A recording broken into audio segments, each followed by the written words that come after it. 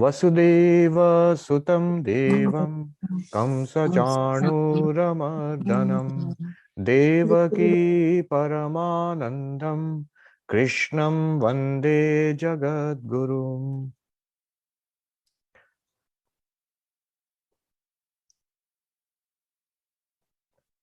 So we are on chapter 7.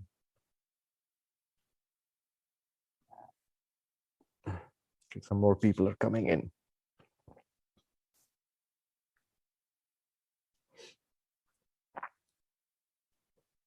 Sometimes this microphone rubs against the shawl of the sweater. I think it produces a scratchy sound. So if Jayant, you notice that, let me know. I might not see the message, but you can unmute and tell me. Right. I think we can start. In the 7th chapter, if I remember correctly, we were doing the 14th verse. Daivī hyeṣhā guṇa-mayī mama māyā duratyayā. Is that right? We were doing this. Yes. So, Sri Krishna has said, in the 13th verse, he said, tribhir guṇa-mayir bhāvair ebhiḥ sarvam idaṁ jagat mohitaṁ nābhijānāti māmebhyaḥ param avyayam.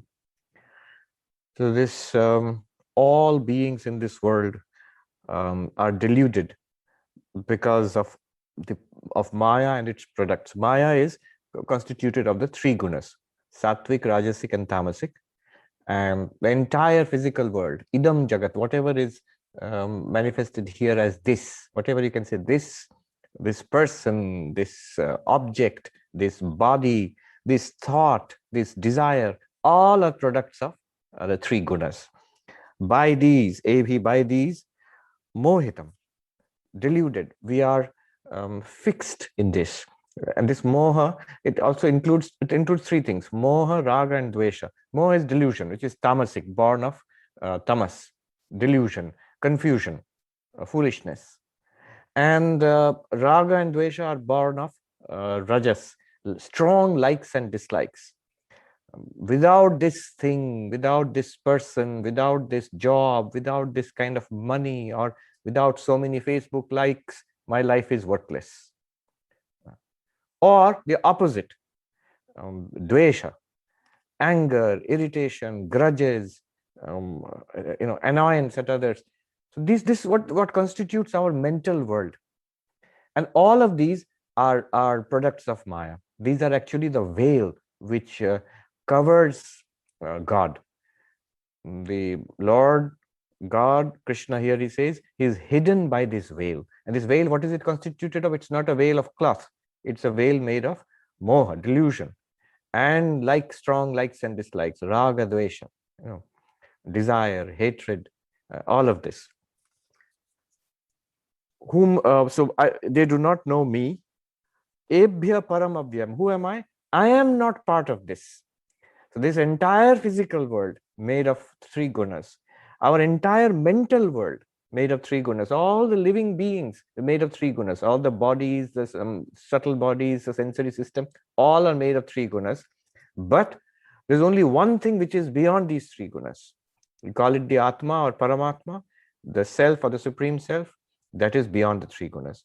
Here, of course, the topic is God, Saguna Brahman or Paramatma. So he says, I am beyond these three gunas, and I am not seen by the sentient beings in this world because they're so engrossed in this veil of Maya.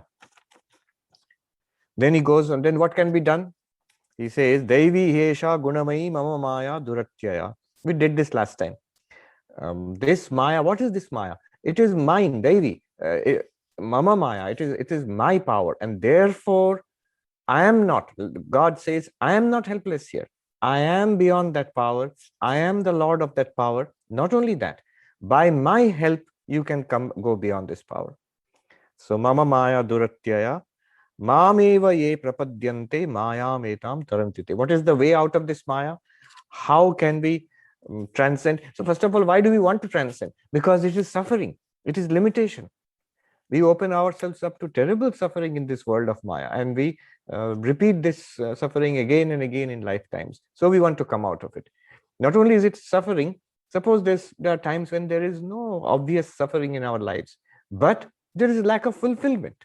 We are, even when there's no real trouble in our lives, we are not deeply fulfilled. We do not know the secret to the mystery of this universe. What is the purpose of life? We do not feel satisfied with whatever we have got or whatever we can reasonably expect to get in this life. Lack of fulfillment plus suffering, it drives us to seek a solution to this problem of life, problem of samsara.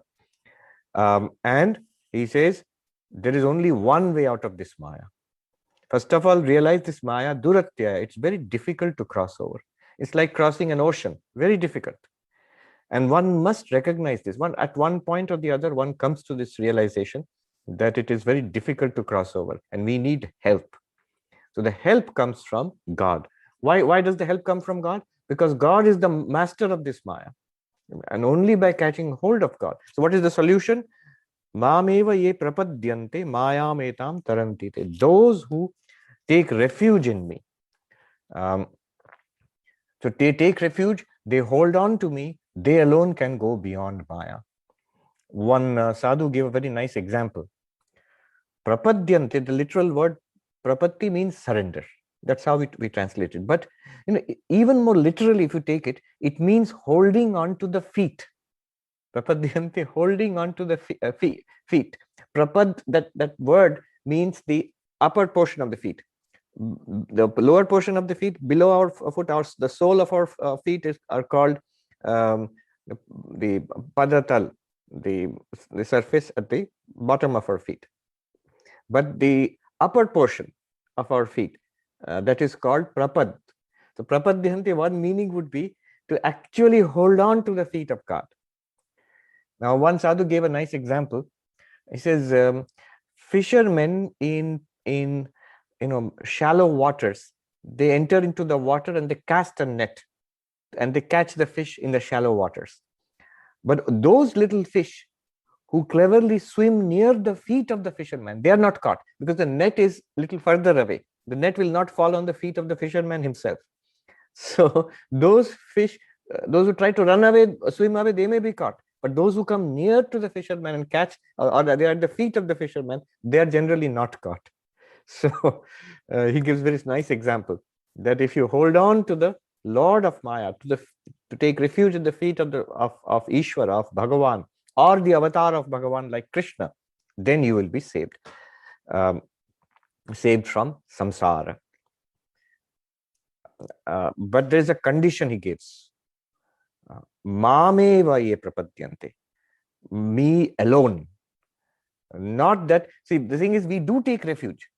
In life, we do take refuge. We take the support of what? We take the support of money, of our power, or of our youth and beauty, or we take the support of other people who, our friends, our supporters, our family members, or we take the support of our own knowledge and strength and fame and popularity. These are the supports. We take refuge in them. They are treacherous. They will fail us. They have to. They are limited in samsara. None of them can offer you surety and security. So mam eva, not by the help of others, by the help of God alone, I will solve my problems. Not by the help of wealth or power, by the help of God alone, I will solve. Not even by my own resources. Some people have the pride, I don't depend on anybody else. I am independent. I do my own thing. Even that has to be understood, that is also by the grace of God only. A little thing, a little stroke somewhere in the corner of the brain, and all our capacity, our energy, our health, everything will disappear in a second. It will be totally helpless the next moment. I remember 2 years back, Harvard University, one course we were studying was Christian contemplative prayer. So we're reading books written on prayer by Christian saints. So the saint is writing to his disciples that you take care of your health. Again and again we see that you take care of your health, see that you don't fall ill. So the professor was saying that you have to remember, in those days, people used to be sick a lot. That's why the advice is there, you have to take care of your health. As if these days we don't fall sick. And I was just thinking, within weeks of that, COVID hit, entire Harvard was shut down, everybody was running for their lives. So as if in the 21st century, or that those things are in the past, medieval times, we don't fall sick these days. You have to be told why they are mentioning take care of your health. Those days they used to be ill a lot. There were a lot of diseases in those days. Anytime it can happen. We should not take the refuge of anything else. Everything else will work.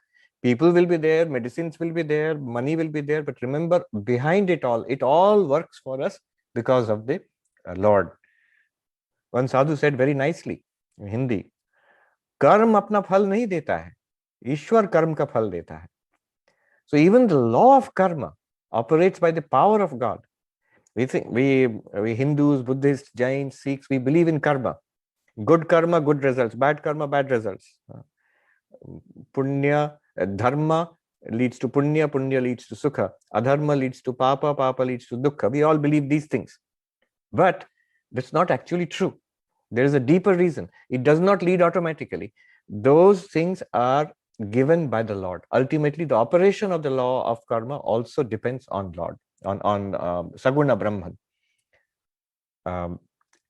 In all the Hindu traditions, whether it is the worship of the Divine Mother, Shiva, or Vishnu, one of the titles which will be given when you're praising God, when you're praising Ishvara, Bhagavan, whatever the tradition in Hinduism, one of the titles will be Karmadhyaksha. Karmadhyaksha, the Lord of Karma. What does it mean, Lord of Karma? It is not automatic. So it depends on the Lord, and the Lord will generally give us the results of our karma, but also is entirely free to change it. So māmebhyaḥ prapadyante, the ones who hold on to me alone, for them what happens? This veil of Maya becomes thinner. This veil of Maya is torn aside, and we see that beyond samsara, beyond these three gunas of samsara, there lies one ultimate reality, our own reality actually, our own consciousness, our own existence. It's that infinite reality behind this universe. But until that time, we are caught here. So Swami Vivekananda says, you cannot run away from the machine. You must learn how to work the machine, and the machine will set you free. What is machine? Maya. The machine will set you free. How do you work the machine? One way is the long way. You play the game of the law of karma, increase your punya, do good incessantly, minimize papa karma, so that a lot of good karma is built up. Then purify the mind through karma yoga. And then focus the mind through upasana, and then shravana, manana, nididhyasana, until it's clear that I am not the body mind. My own nature is pure consciousness, which is infinite, always immortal, free, and that is freedom. Long, long road and pretty difficult. Small things in this samsara are difficult for us to achieve, and this seems to be a very tall order. But here Krishna says, there is a shortcut. Shortcut is this, that māmebhyaḥ prapadyante, catch hold of me. That means Krishna, the avatar of the Lord. Even the Lord Vishnu, Saguna Brahman, that's also a little difficult, metaphysical for us to understand. The consciousness associated with Maya, as Vedantas are defined it, Maya upahita chaitanya, or samashti ajnana upahita chaitanya. Those who have studied the Vedantas are, you remember, definition of God, Saguna Brahman. But here it's very easy. Here it is, Krishna. You have read about his life stories, the avatara, you know about the avatara. Rama, Krishna. This is much more manifest. And he says, take refuge in me alone, Mam Eva. Not me, God, plus a little bit of money. Yes, I will depend on my money and my knowledge, my people who work for me, plus of course God. No, it will not work like that. Internally, only one thing we must catch hold. Out externally, everything will be there. You'll do whatever is necessary in life. But internally, everything depends on God and God alone. māmebhyaḥ prapadyante. Then what will happen? Māyām etāṁ taranti. This Maya, very difficult to cross, they'll be able to cross. They will cross easily. In fact, that's why we use this term, bhavasagara tarana karana hai. When he's actually praising the Guru, by the grace, by holding on to the feet of the Guru, by the grace of the Guru, one crosses over bhavasagara, the ocean of samsara, this ocean of births and deaths, this ocean of suffering and limited existence. Crossing over, of course, in Vedanta, it simply means realizing your own infinite, perfect, ever-free nature. From that perspective, you see you're free. So that is the crossing over. So if it is so easy, then why don't people cross over with it? Just catch hold of Krishna, catch hold of your avatar of choice, and then you cross over. And Krishna is also saying, yes, of course, it's easy. And these fools, they won't do it. So the next verse is full of what we say in Hindi, gali, scolding. 15th verse. Namam dushkritino mudha prapadyante naradhama māyā pahrita jnana asuram bhavamashrita. Wretches among men, the wicked and ignorant, do not take refuge in me, being deprived of discrimination by Maya and betaking themselves to demoniac attitude. All right, a lot of harsh words here. What is he calling people who do not take refuge in God? He says, sinners, dushkriti, sinners, stupid, fools, mudaha, naradhama, the worst among human beings, all equal to animals, asuram, demoniac. What does this mean? One sadhu put it very nicely, humorously, you must not take it in any other sense. He says, see, you would never see such language from Sri Ramachandra. Ramachandra was an aristocrat. He lived and he was trained and among princes. He was the prince of Ayodhya. So always very cultured, very dignified. But Krishna, he was brought up with cowherd boys. So all sorts of language he can deploy immediately. And that you see, truly, in Krishna's life and in Sri Ramakrishna's life also. No hesitation in using the harshest of, choicest of words when he wants to scold somebody. So Krishna here is, Sri Krishna is using pretty harsh language. First of all, dushkriti is something to be careful about. Dushkriti means those who actually do sinful things. Dishonesty, stealing, bribery, violating rules of conduct, hurting others, either actually physically or by behavior or by words. These are terrible things. And what they do is, they put such a burden of bad karma on us that it prevents us from spiritual life. This is the biggest harm of being sinful. It stops us from being spiritual. It puts a veil between us and God. Why one does not turn to spiritual life? Because of, always they will say bad karma. I remember one place in Panchadashi, such a high Advaitic text. After Vidyaranya Swami, he's as if he's talking to the opponent who says, I don't understand this Advaitic idea about infinite awareness. How am I infinite? And Vidyaranya Swami explains. I've forgotten which chapter it is in. He explains. And then after the explanation, several verses, then he says, if after this you say, I still don't understand, I made it as simple as possible. If after this still it's not clear to you, at least intellectually it's not even clear to you, then I must say it is your past papa karma. He is so blunt there. Your past sins which are blocking you from this. It does not seem possible for such a person who has this burden of past sinful life. The spiritual life does not seem possible. Even it seems possible, it's not for me, somebody else. Or it's possible, I can also do it, but no attraction is felt. No enthusiasm is felt. This is all the effect of past bad karma. Now, one point to be noted. If I have this past bad karma, does it prevent me from doing spiritual action? No. Bhakti, devotion, like Krishna said, māmebhyaḥ prapadyante. So because of my past sinful life, can I not take refuge in Krishna? He does not say that. One can. Actually, one can. Later he will say that one can and one should. If I am conscious of my sinful life, if I am conscious of past bad karma, I should take refuge. I immediately should do more spiritual practice, immediately.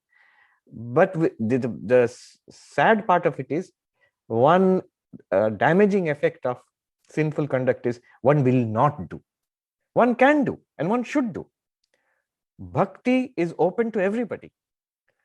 Later on, Krishna will say, the greatest of sinners, apiched suduracharopi, that person should be considered a sadhu the moment he takes refuge, he or she takes refuge in God.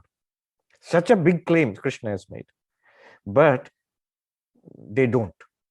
They will not do it. And Krishna says, why? Mūಢāha, because they are fools. Foolishness. What is this foolishness? It is like, if I'm very cold, I'm feeling cold, and there is a blazing fire somewhere, I should immediately go and warm myself near that fire. But if I say, no, I'm not worthy, let me first, I'm too cold, I can't go near the fire, let me first warm myself, become like qualified to go near the fire, and then I will go near the fire. What foolishness! Go straight near the fire, you will be warmed. Your suffering will be taken away. You are the one who needs it the most. Advaita Vedanta, we say such high level of qualifications required, fourfold qualifications. Viveka, Vairagya, the sadhana chatushtaya.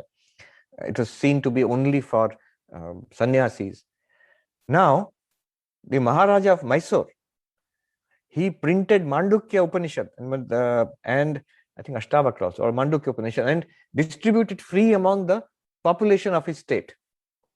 He said, more than monks, it is the people in samsara who need this highest Advaitic knowledge. Right now, they are the ones who are suffering. They need this, the highest teaching of Vedanta. This is the idea. If I feel that I am sunk in samsara, that my life has become dirtied by the dust of samsara, then the first thing I should do is catch hold of God. Vedanta may be difficult, meditation may be difficult, but what is so difficult about taking refuge in somebody as attractive as Krishna? Māmebhyaḥ prapadyante. Literally catching hold of the feet of Krishna. And eva, you and you alone, you will help me. I remember, very touching, one sadhu, I've mentioned him earlier, Ramananda Saraswati, and this happened in front of me. I think, if I'm not mistaken, I heard it myself. One monk had come to ask for advice. He had just become a monk, and a young monk, and he bowed down to this great Swami. This is one of the few I've met I consider to be Jivan Mukta, enlightened in this life. So this Ramananda Saraswati. This young monk bowed down to him and asked for advice. Now remember, Ramananda Saraswati was one of the most erudite Vedantic teachers, and extraordinarily, his life was luminous, very austere, very high order, and his knowledge was profound, deep. His teaching was very powerful and effective. Now when this monk, who is a monk, is basically a practical Vedanti. The whole life should be given to Shravan, Manan, Nididhyasana, inquiry into Brahman, Brahma Jigyasa. That's what the life of a monk is for. This monk bows down to the Swami and asks for advice. Main kya karu? Please tell me what I should do. And this Swami, this great Vedantin, this very senior monk, a very wise, I think, enlightened person, he says, great pathos, he says, I still remember the voice. Kya aur karoge? Kar sako to din mein 2 baar Prabhu ka charan pakad kar ro leo. What will you do? What can you do? If you can, do this much. Catch hold of the feet of the Lord, and weep. Prescribed twice a day. Take the medicine twice a day. Catch hold of the feet of the Lord and weep. What else can you do? So the Lord is moved more than by good actions, more than by meditation, more than by Vedantic study, Vedantic inquiry. More than all of this, the Lord is moved quickly by tears.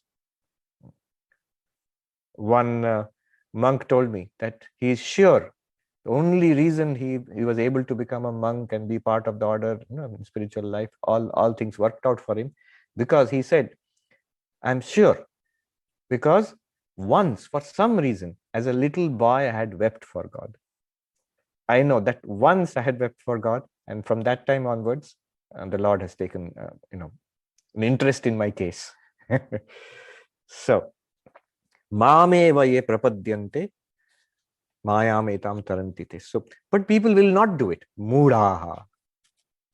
The one great singer, one great Bengali poet mystic, he sings that sitting near the ocean of nectar, one is dying of thirst. I mean, for one drop of that nectar, one is dying of thirst. And they don't turn around and look. Just behind them, there is the ocean of nectar. And then he sings, I think it's Rajanikanta probably, I'm not very sure. He sings that, even, O Lord, even if they do not want you, give them that by which their sorrow, their thirst will be quenched. Even if they don't want it, grant them that. Recently, a Swami passed away, Bhaveshwaranand Ajit Maharaj. He was more than 90. And very interesting, funny old Swami. I had seen him many, many years ago, but just now I got the information. Last week he passed away. I think he was in Jairambati or Kamarpukur, and the birthplace of Sri Ramakrishna or Holy Mother. So I have a store of funny stories about him, which we will not tell now. But what touched me was somebody took a few seconds video clip of him and they posted it on YouTube, taken just a few days before he passed away.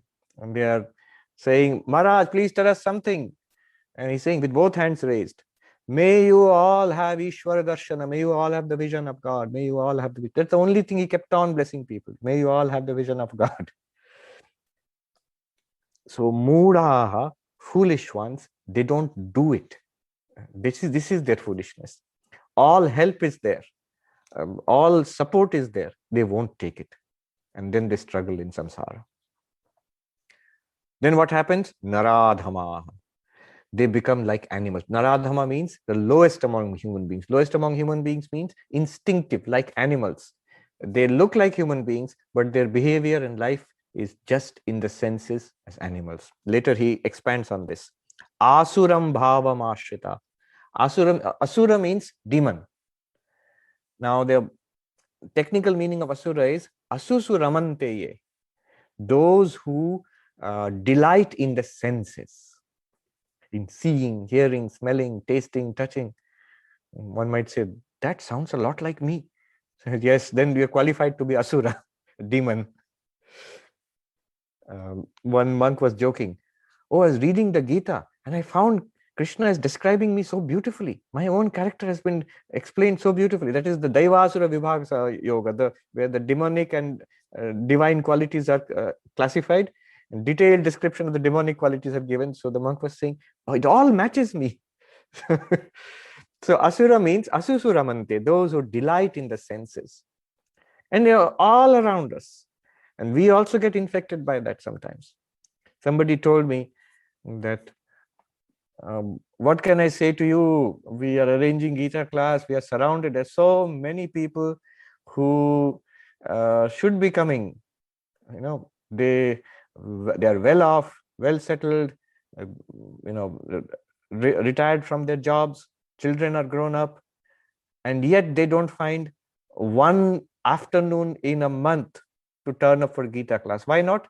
This party and that party and this social gathering and that social gathering. At the beginning, for a few months, for a few years, if you do that, there's nothing wrong in it. One must experience and taste life, all right. But quickly come out of it. Mature out of it. Otherwise, what happens is, after some time, it becomes impossible. Mind becomes used to that. It runs in a rut. The ability, the energy to pull it out of the rut is lost. Then one becomes asuram bhavam ashrita. Instead of taking ashraya, refuge in the Lord, in the feet of the Lord, we take refuge in our senses. And that is the straight path to doom, which the little Nachiketa understood. We were reading Kathopanishad. He said, whatever you're offering me in temptation, O Lord of death, They're all the pleasures of the senses. The powers of the senses are limited. And even if we enjoy what you are giving us, the enjoyment will be limited. It will be there here today and gone tomorrow. And at the end of it all, O Lord of Death, O Yama, you are there. Full stop to this particular life at least. So I don't want these things. It's just the opposite of the Asura, that little boy Nachiketa. So look at the development or degeneration, Dushkriti, heavy weight of past sins. And unfortunately, that prevents them from rescuing themselves because they become foolish, mudha. They don't take refuge in God. Though it is open to them. Bhakti is open. See, jnana may be closed because fourfold qualification. Yoga is also difficult because a certain level of conditioning of mind is necessary before you can actually meditate properly. Karma yoga will be difficult because that desire to do altruistic work, desire to be selfless, that will not come. But bhakti is actually open to everybody at any stage of life. But they are foolish. They will not go to the Lord. Then, because of that, naradhama, animal-like. Animal-like means enjoying only in the senses. Asuram bhava. Literally, it means those who delight in sensual life. Why is all this happening? Māyā aparita jnana. Their knowledge, their understanding is swept away. The commentator uses erased or occluded or covered by Maya. Here, jnana does not mean Vedantic knowledge. It means the simple conscience. This is right and that is wrong. That idea, the little voice of conscience within us, what we have learned from society, that we don't follow. Why we don't follow? Because of strong likes and dislikes, and because of moha, delusion. Delusion means that which is right seems to be not worth it or wrong. That which is wrong seems to be right. Raga dvesha, likes and dislikes. We know what is right and wrong. We are not deluded. But our likes are so strong. My greed is so strong. My desire and passion is so strong that I can't stop myself. I overstep the limits of right and wrong, which I know. In the state of delusion, one does not know. One has completely forgotten. What seems to be wrong, what seems to be right is forgotten, and the wrong seems to be right. That is delusion. But in the state of raga dvesha, a typical state of rajasic state of mind, the sense of right and wrong is not forgotten, but we can't control ourselves. We overstep the limits of right and wrong. And because of strong desire, greed, kama, lobha, passion, greed, or the opposite, anger, krodha, and then we go ahead and do it, do wrong things. And so this is called māyā aparita jnana. How this works? Yoga Sutras, they tell us vritti sarupyam itaratra. This is just a little diversion I'm telling you, very nice insight which I got from a sadhu. Of course, the topic here is not meditation, but I'm still bringing it up here. The Yoga Sutras say, what is meditation? Chitta vritti nirodha, complete cessation or quietening of the vrittis of the mind. You're awake, but the mind is not breaking out into movements, into thoughts and desires and all. Then what happens? What is the point of that? Tada drashtu swarupe avasthanam. Then the witness consciousness is realized in its own nature. So all that is the Patanjali yoga theory, that is from the Yoga Sutras. But the next sutra, he says, if you are not in a state of deep meditation, then what will happen to us? What's the usual state of our mind? Vritti sarupyam itaratra. That's the fourth sutra in Patanjali Yoga Sutras. What does it mean? You, the sentient being, consciousness, you become identified with the vritti of the mind. Now, what happens is the vritti of the mind means the particular modification of the mind. That totally takes you over. You forget your real nature, and for the time being, you become one with that. This awareness, who am not the mind, suddenly a powerful vritti arises, anger. And I become one with anger. Vritti sarupyam. I become one with anger. What does being one with anger mean? It means now anger feels right. See, you are right. Right means you are perfect. You are consciousness. You are Purusha. You are Atman, being of pure awareness. That is the reality. But now that rightness, that reality becomes mixed up with the vritti, anger. And then what happens? That anger feels right. I am right. That person should be punished. That person is wrong. And I will scold him or beat him up or whatever. You'll say, what's wrong with that? What's wrong becomes clear immediately afterwards. Within a few minutes or a few hours or a few days, when that anger fades away, the vritti will change. Vritti will always come up and disappear. When that anger fades away and you're left without that anger, then it's replaced by regret, by guilt. If the anger was right, you should never feel guilty about it. But we will feel guilty about our negative actions. I should not have spoken so harshly. I should not have yelled at that person. I should not have, or even thought such harsh thoughts about that person. I should not have hit out at that person. Now what happens? That anger which has faded away, you follow this carefully. That anger which seemed so right and so justified at one moment, now does not seem justified at all. It seems wrong. When does it seem right? When you're totally at one with it. When does it seem wrong? When it is fading away. Those who are sensitive, thinking people, they will immediately feel guilty after doing anything wrong.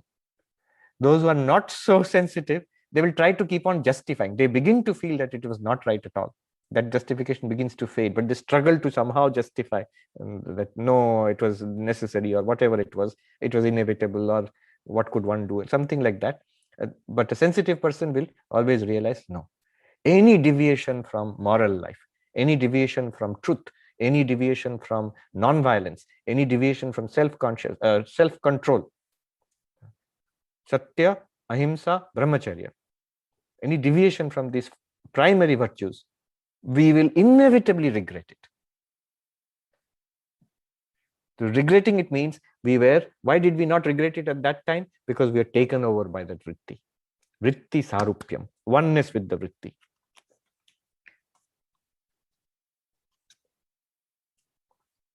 Then, so this is the condition of dushkriti. It starts with lot of bad karma. And then this is the terrible condition. That's why people do not take out the easy route of taking refuge in God. God can help us through samsara very easily, but we don't take refuge. Then the next very well-known verse, 16th verse. Then who takes refuge? Just the opposite, those who have good karma.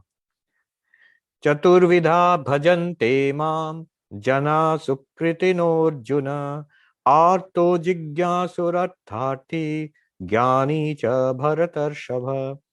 4 kinds of people who have done virtuous deeds worship me, O Arjuna: the distressed person, the aspirant after knowledge, the seeker of wealth, and the man of knowledge, O best of Bharatas. Okay, who are those who take refuge in God? Take refuge in God, you will go beyond Maya. Maya is very difficult to cross over. That's why religion, spirituality seems so difficult, but it can be crossed over by the grace of the Lord. If you take refuge in the Lord, or the incarnation of Lord, the avatara. But who will? Generally, with a lot of what we might call a sinful life, or a lot of weight of bad karma, they will not. Who will take refuge in God easily, directly? Those who have good karma. He will say, who are those people? He will tell us. But notice what he says, sukritina, those who have done good in this life or in past lives. So the takeaway from this is, never cease to do good, never give up an opportunity to do good. And every time I'm forced into doing something that seems questionable in my own conscience, hesitate, pull back, try to resist as much as you can, try to replace the negative with the positive.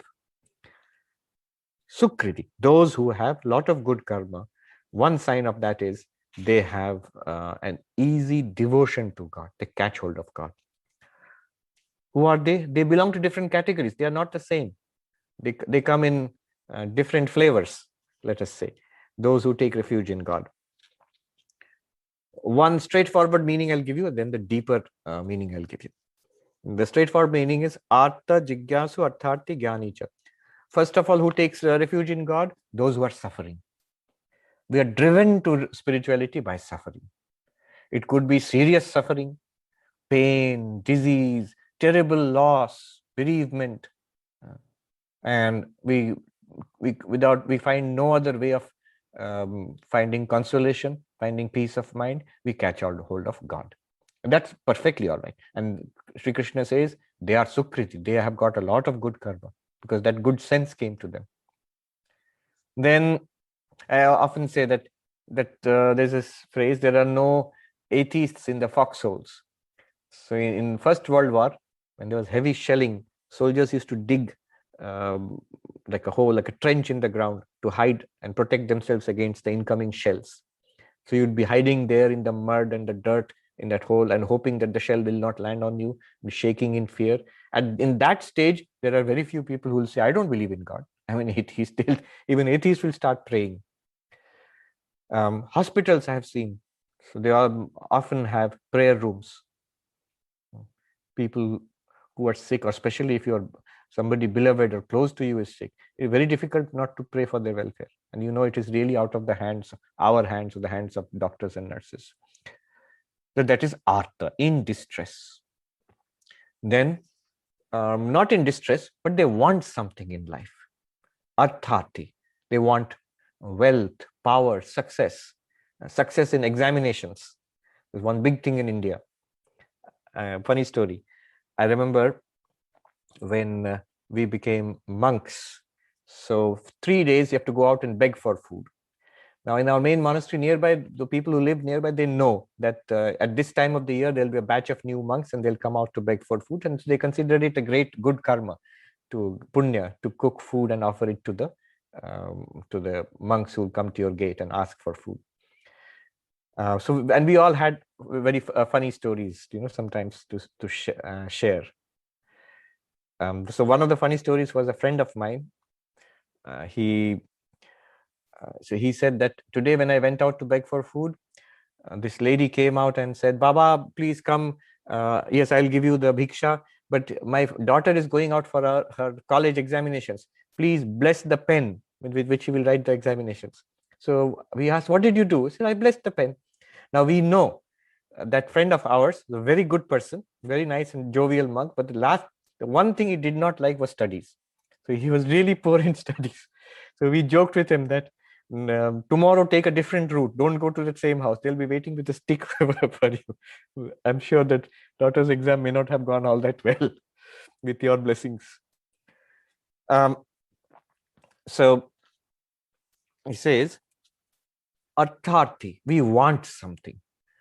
I've heard from students that we had little temples in our colleges and universities, but the only time I was interested in spirituality was just before examinations. I would go there and bow down to the Lord and pray so that I can pass the examinations.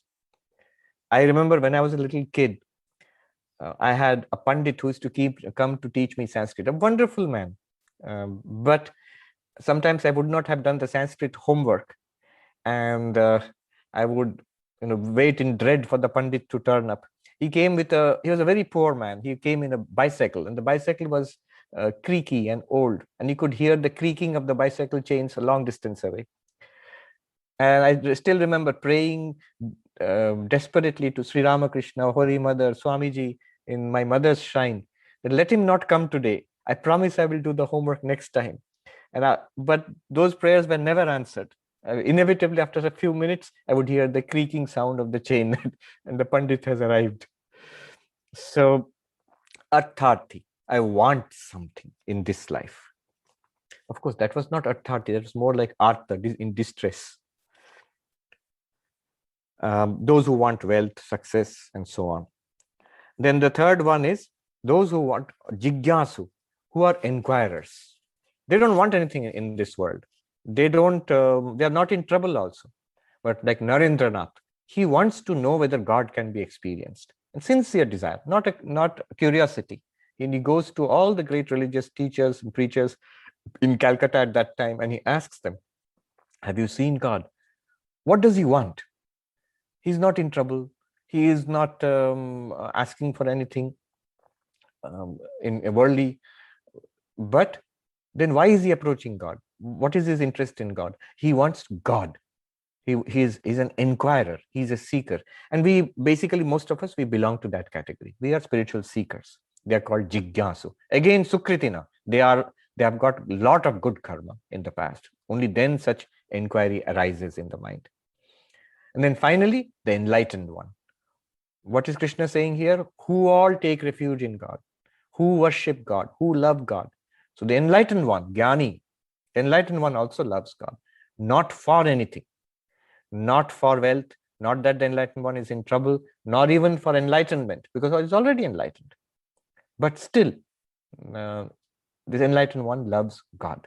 The Bhagavatam says that the qualities of Hari, of the Lord, are such excellencies, the qualities of God, that even the great ones who have realized their identity with Brahman, who have no ties to this world, who roam the earth as free as the wind and as a blessing to humanity, even they are full of love for the feet of the Lord Hari. Such are the idaṁ bhuta harer gunaha. Such are the glories of the Lord Hari. So even the Jnani loves God. And in fact, we'll see the Jnani is the one who truly has bhakti for God. But we'll see that later. So this is the direct meaning, the preliminary meaning. Those who want the suffering to cease, they take refuge in God. Those who want to get something in this world, they take refuge in God. Those who are spiritual seekers, they go to God. And those who are enlightened, they also worship God. These are the four, and they're all sukriti. They're all good people. They have enormous good past karma. Because of that, they're doing this. Now, deeper meaning. This meaning comes from the Bhagavatam. See, it's a very beautiful meaning. If you have read the Bhagavatam, one sadhu said, you will immediately realize what Krishna is thinking about when he says this. He's not talking about people who want money, who want the suffering to cease. What he's talking about are those who are closest to his heart, the gopis of Vrindavan. Now, if you see the Bhagavatam, how they are described, their love for Krishna, one is Artha. They terribly, terribly miss the presence of Krishna. This is called viraha. Viraha is a special kind of bhakti where you miss the presence of God. You feel terribly bereft, a divine discontent, that I do not feel the presence of Krishna. So all mystics, devotional mystics, those on the path of devotion, they have this. And these are very advanced states of devotion. It is an intense sorrow. What sorrow is this? I can't feel the presence of God. I can't see Krishna. So that is called viraha. And tears shed. So isn't this sorrow? But the tears shed in this sorrow are more enjoyable than the greatest enjoyments of the world. I think it is not Tulsidas, another great mystic who said this, maybe Surdas, or who said that tears shed because you are missing, you're feeling the absence of Lord Rama. Those tears are more enjoyable than all the enjoyments of the world. Even the sorrow for God is a great joy. Anyway, viraha, that I miss the presence of my Lord. That is artha, the first one, in distress. Distress for what? Not because of any worldly reason. It is for that I'm missing the presence of God. I feel deeply, keenly feel the absence of God. Then what did the gopis do? Then comes jigyasa. You see, very interestingly, you would think that those who are in distress, those who want something in the world, and those who are spiritual seekers, that would be the order. But actually, if you look at the verse, what is mentioned first? Artha, those who are in distress. Then second one, jigyasu, those who are inquirers. Third one, arthati, those who want something. So why that particular order? It comes directly from the path of the gopis, these cowherd girls of Vrindavan. When they intensely felt the absence of Krishna. So absence can be felt. You see, there is a presence of the absence. I remember Professor Gerald Larson, who was a professor of Sankhya philosophy, an American, a great professor of Sankhya philosophy. He used to come to the Institute of Culture in Gol Park in Calcutta and give talks. And he was very close to Swami Lokeshwaranandaji, a very great Swami of our order, who was there in the Institute of Culture. So when Lokeshwaranji passed, next year, Professor Larson visited, and in the memorial meeting, he said, I am acutely conscious, today I am acutely conscious of the presence of the absence of Swami Lokeshwarananda. The absence is also a very great presence. You can feel it, that this person is not there anymore.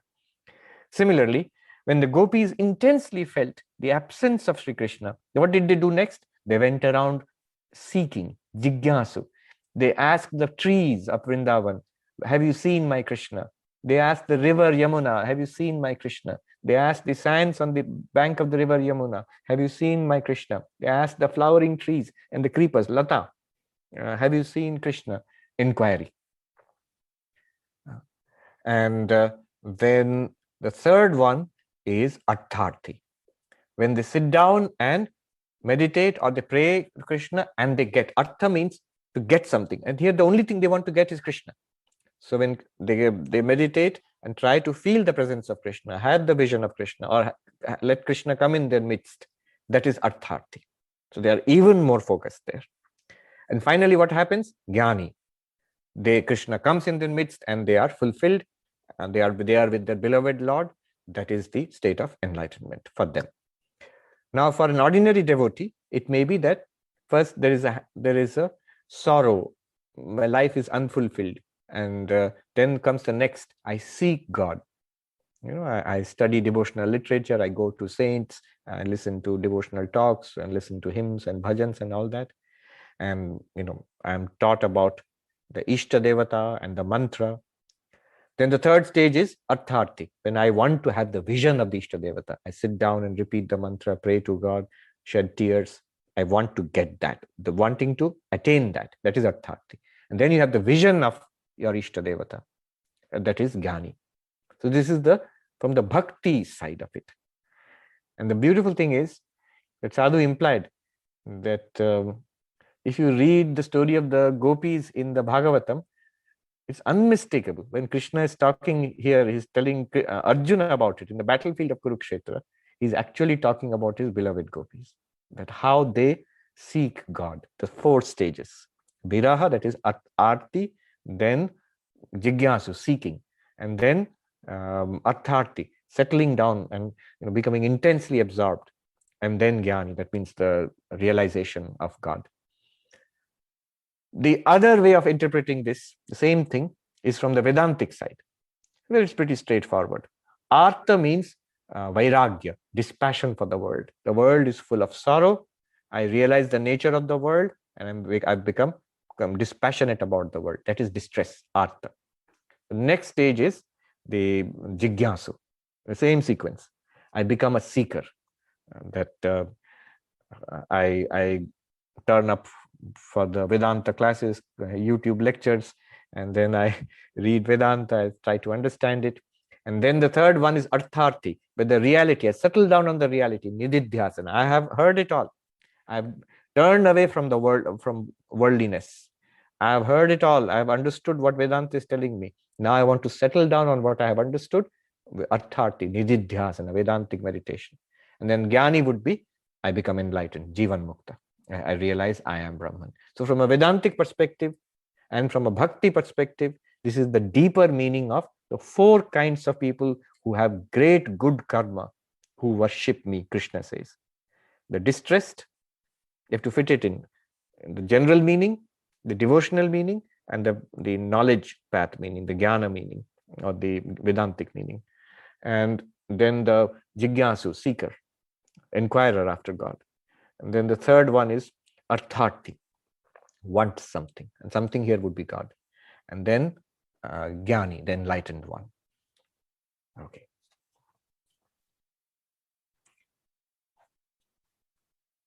Then the next one, next two we'll see next time. Because he will say, among all of them, my favorite is the Jnani. Krishna says, the one who is enlightened is my favorite. But it's not playing favorites, he explains. Because it is only for the Jnani that I am a constant reality. The bhakti of the jnani is a bhakti based on reality, has already become one with me. I am one with him, he is one with me. And here Shankaracharya is very happy because this is Advaitic oneness. We and I, Saguna Brahman and the Jiva, they are both one infinite existence consciousness bliss. Shankaracharya says this. In this realization, see, one's own Atma, you yourself, can you ever be separate from that? You can be separate from other people.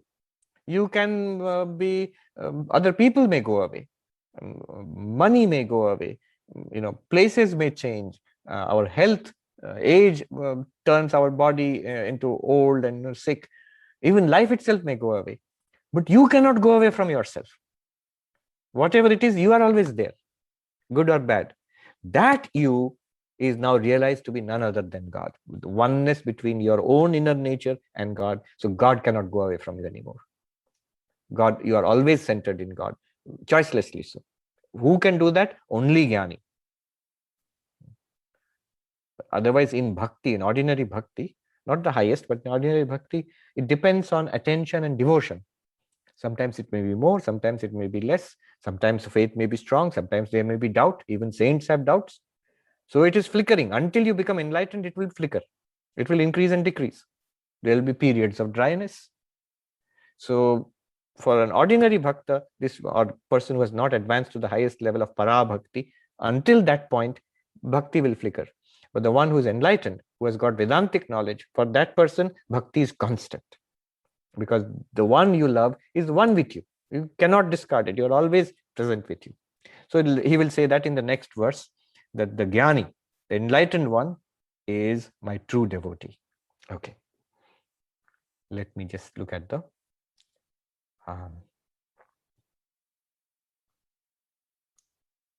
Sridhama says, what does raising oneself by oneself mean? And what is its relation to prapadyante? Raising oneself by oneself means not to lower oneself, not to give in to our raga, dvesha and moha. Sri Ramakrishna puts it this way. He plays on the Bengali word manush. Manush means human being, common to many Indian languages and Sanskrit also. But he plays on it with puns. He makes it splits it into two things. Man hush. Hush means an awareness. Man means dignity or depth. So an awareness of our dignity as human beings, that's the first thing. If one is not aware of one's own glory, one's own dignity, one will fall prey to our own raga dvesha. Our own passions and greed will drag us down. Our own anger and irritation and hatred will make us do terrible things. And then our tamasic moha, delusion, will get caught in a network of fancies and delusions. So this is lowering oneself. Not falling prey to this is raising oneself by oneself. And prapadyante would be the best way to do so, to throw yourself at the feet of the Lord. You see, in Vishishtadvaita Vedanta, the Sri Vaishnava tradition, prapatti is the highest sadhana. Bhakti, there are many grades of bhakti, but in the path shown by Ramanujacharya, the Vishishtadvaita Vedanta, Sri Vaishnava path, karma, preparatory, and jnana, knowledge is knowledge of that I am this consciousness, not body, mind. I am a sentient being, part of the Lord. But after that comes higher is bhakti. I, the Jivatma, has bhakti to Paramatma. I am a part of Vishnu. I am a part of Narayana. I am an amsha, part. And God is the whole, the totality, amshi. Or another way they put it is shesha sheshi. And my relation to the Lord is one of bhakti. But that bhakti also has higher and higher levels. And the highest level is prapatti. This total self-surrender to the Lord. It's not verbal. Once it happens, it is unflickering, unceasing. You see some of the demonstration in the lives of people like Girish Ghosh and some others who gave totally surrendered to Sri Ramakrishna. Apparently, the promise, Sri Ramakrishna said that, all right, surrender to me. You can't even take the name of God twice a day. No, I cannot promise that. Then surrender to me. You don't have to do anything. Give all your burden upon me. Now, they thought that was a nice bargain. So you will take charge of my spiritual life. Then I can go around doing whatever else I want to do in life. No, it didn't work out that way. towards the end of their lives, in Girish Ghosh's life it was seen. He says, I cannot even draw a breath without thinking about Sri Ramakrishna. Because now I have nothing. I have given up everything to Sri Ramakrishna. Every breath belongs to him. Every thought belongs to him. Every action, every word belongs to him. It becomes a continuous remembrance of God. That is one aspect of prapatti. The prapatti is a highest bhakti. Kunal Patel says, can you please speak about the need for mantra chanting? Mantra chanting is useful in spiritual life. How does it work? So it's a very big subject. I will not say much about it here. Two aspects of it I will mention. First of all, the psychological aspect. And the second one is the mystical aspect. The psychological aspect is very powerful. Our whole problem is in controlling the mind. We may have good intentions. We may read things. And we make up our mind also to be spiritual. But because the mind itself is flickering, all these intentions are swept away. Sometimes the desire or the aspiration for spiritual life is strong. Sometimes it's weak. Sometimes it fades away. The real problem is with the flickering of the mind. Not in the teaching, not in my desire for God realization. No, it is the flickering of the mind. This flickering of the mind, the real problem, one powerful way of controlling this is mantra. How does it work? It works like this. Our mind goes from topic to topic. It sort of jumps from link to link. So this is compared to a monkey which climbs up a tree, then jumps from adjoining branch to adjoining branch, goes from tree to tree to tree. Other trees also, it travels from one tree to another and roams about around the entire forest. But if you have a mantra, what happens is the mind is tied down to one thing. You repeat the name Om Namah Shivaya, Om Namo Bhagavate Vasudevaya, a mantra. And the next thing what you're supposed to do is to repeat that. You may forget. But the moment you come to an awareness of, oh, I've forgotten, the mantra will come back again. So you're drawn back again and again. And over time, it becomes easier to remain centered, holding on to the mantra. This is just the psychological aspect of it. Of course, any word can work. Transcendental meditation, for example, I've heard they give even a secular word will work to do this, to bring your mind back again and again to the same thought. But now, why mantra? What a secular word will not do for you is the mystical side. So there's a whole science of mantras, but to put it in brief, as Swami Sarvapriyananda ji, who was the vice president of our order long ago, he says powerfully in one place, when you are given the mantra by your guru, you have been given God in the seed form. This is a mystical connection through the mantra, through your guru to God. Sri Ramakrishna says there's a huge log of wood under the fast flowing stream. You can't access it normally, but somebody gives you a chain, a thin chain. The chain is tied to that log of wood. If you follow the links of the chain, you will reach that submerged huge log of wood. So that chain, repeating the mantra, those are the links. Going, you will go straight to God. Yoga sutras, and of course the devotional texts, all of them, they sing the glory of the name of God. It is there in even where they do not believe in God. In, say, Buddhism, Om Mani Padme Hum. Yeah. Both the psychological aspect and the mystical aspect is fully understood there. It is there in all the theistic devotional traditions, not only within Hinduism, but in Christianity.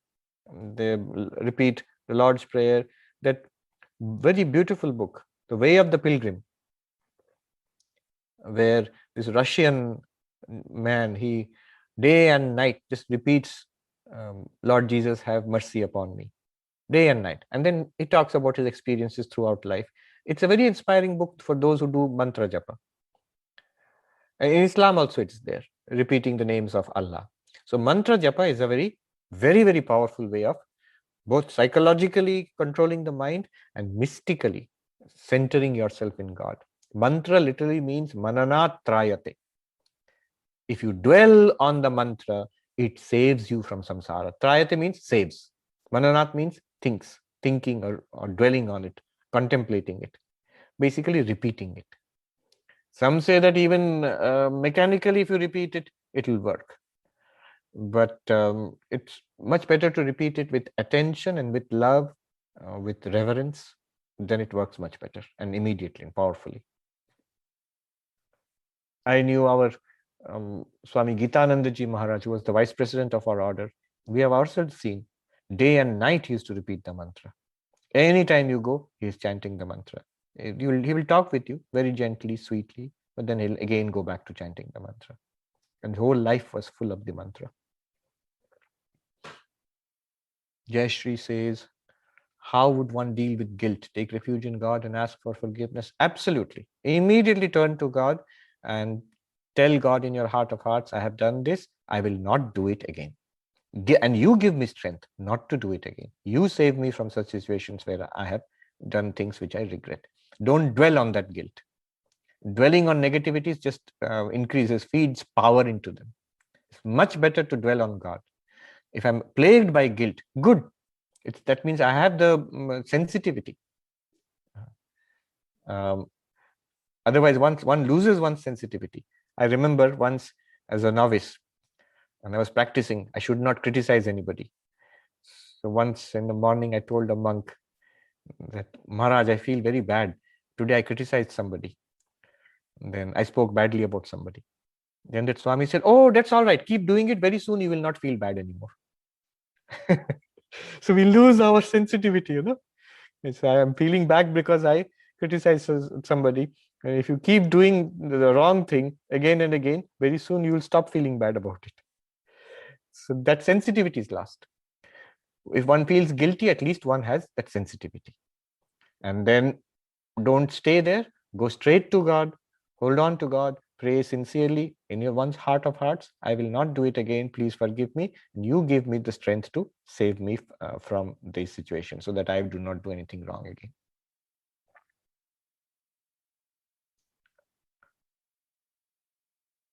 Rama says, how does God help us come out of Maya, since he is himself Maya Upahita Chaitanya? Yes, but Maya Upahita Chaitanya, as we say that I am beyond all this Maya. He says, Krishna says, param avyayam, ebhiḥ param avyayam. In the earlier shloka he said, beyond the three gunas I exist. So the Lord is above the three gunas, is not under the dominion of Maya. These two words are there, mayādhīśa, mayādhīna. Mayādhīśa, Lord of Maya. Who is that? God, or the incarnation of God.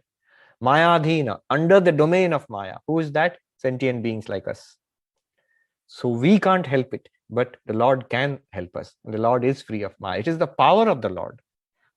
For us, we are under that power. So the well-known story of the cobra, which has all the poison in its fangs. A little bit of that poison, a mouse or a frog is knocked out. But all the poison is in the fangs of the cobra. Nothing happens to the cobra. Not only nothing happens, it is the power of the cobra. Similarly, Maya is the power of the Lord to create, preserve, and destroy the universe, to lead all us sentient beings to enlightenment through various experiences, lifetime after lifetime. That is the power. That is the meaning of Maya Upahita Chaitanya.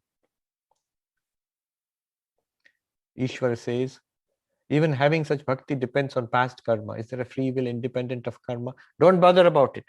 Whatever little free will we feel right now, use it, catch hold of the Lord. Catch hold of the Lord. Even if it's mechanically. The little bit one does, one may even after some time forget it. The intensity may decline. But the little bit that you have done, prayed intensely, simply, in a childlike way, in your privacy of your heart, you prayed to the Lord listens. The Lord listens to everything. One sadhu put it so beautifully. And he says, this we don't know.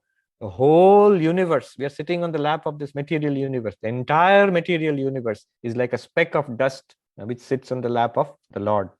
You are always on the lap of the Lord. You do not see the Lord is seeing you. You do not hear God is always hearing you. So we are always in the presence of God that we don't see because of Maya, but the Lord is seeing us. So if we turn to the Lord helps us. Rodrigo, can you explain Krishna's Ladini? So Ladini Shakti is the embodiment of that Shakti. It's a particular Shakti of the Lord. The embodiment of the Shakti is Radha. Now Ladini means the power of delight, of joy. So it's the highest of the Shaktis of Krishna. This is Vaishnava theology. In Gaudiya Vaishnavism, all these things are discussed in detail.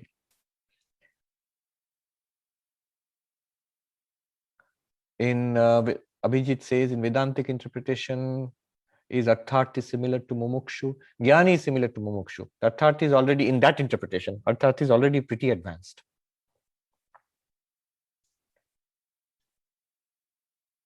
Gaurav says, when I see people around me doing bhakti, it seems they are having strong identification to subject-object relationship. Sometimes bhakti becomes excuse to continue duality. That is true. You're a very strong non-dualist.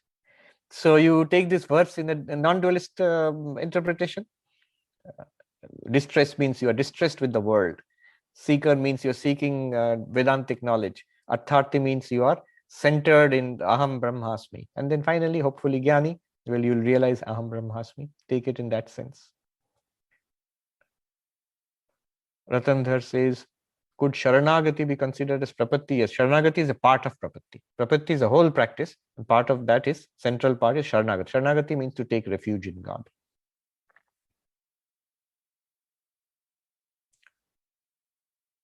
Parul says, holding on to his feet at all times and living in constant awareness of the one will hold me steady in face of flickering bhakti. I have more control of my choices that keep me steady, but none on others. This causes the flickering sometimes, certainly. But remember, holding on to the Lord means the Lord holds on to you.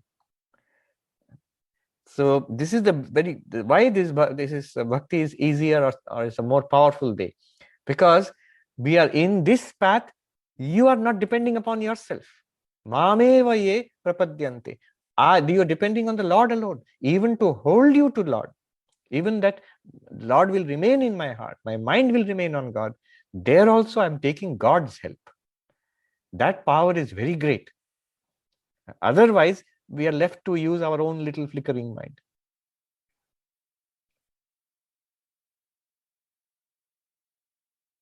Rick says, no, in TM, we don't use a secular word. Use a traditional bija mantra. That's good. Benson tried to create a TM without Hindu trappings. He suggested secular words. Yes, I've read about Benson's relaxation response. He used just like any word you can keep on repeating and get the same relaxation response.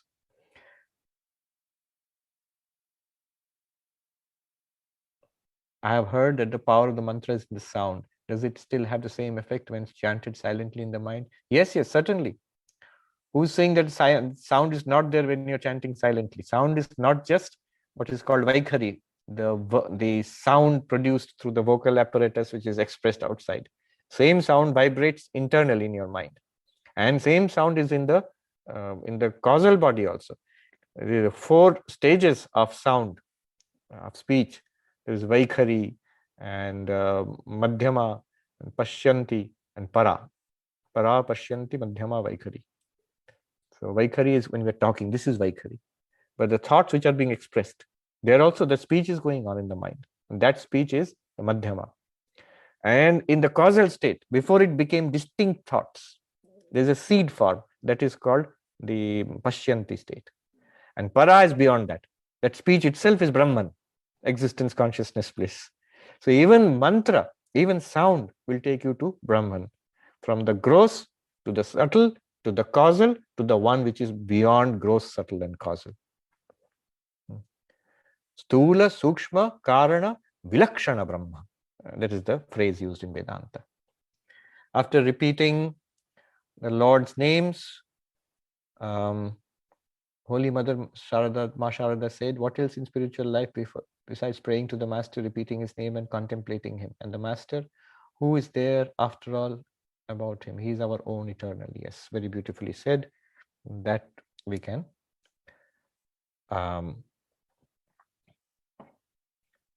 conclude here. Om Shanti Shanti Shanti Harihi Om Tat Sat Shri Ramakrishna Arpanamastu.